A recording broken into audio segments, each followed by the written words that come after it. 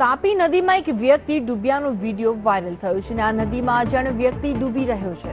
આ વ્યક્તિ સુરતનો હોવાની આશંકા છે. જો કે આ વિડીયો સોશિયલ મીડિયામાં વધુ વાયરલ થઈ રહ્યો છે.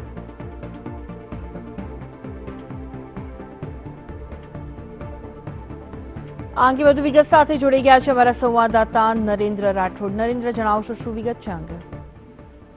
જી, એક વિડીયો વાયરલ થઈ રહ્યો છે સોશિયલ મીડિયા પર, જેમાં એક વ્યક્તિ પાણીમાં ડૂબી રહ્યો હોવાનું દ્રશ્યમાન થઈ રહ્યું છે. વ્યક્તિ પાણીમાં ડૂબેલો છે અને ધીરે ધીરે બહાર આવવાનો પ્રયાસ કરી રહ્યો છે, પરંતુ એ વ્યક્તિ થોડી વારમાં જ ત્યાં પાણીમાં ગરકાવ થઈ જાય છે અને ડૂબી જાય છે.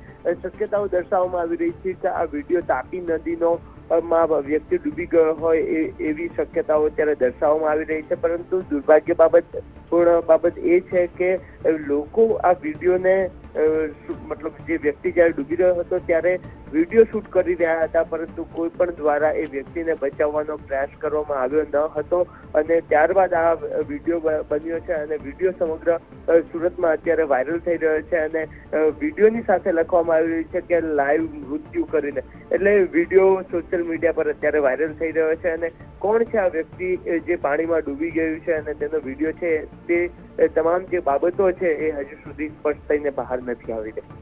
આભાર નરેન્દ્ર, માહિતી આપવા માટે.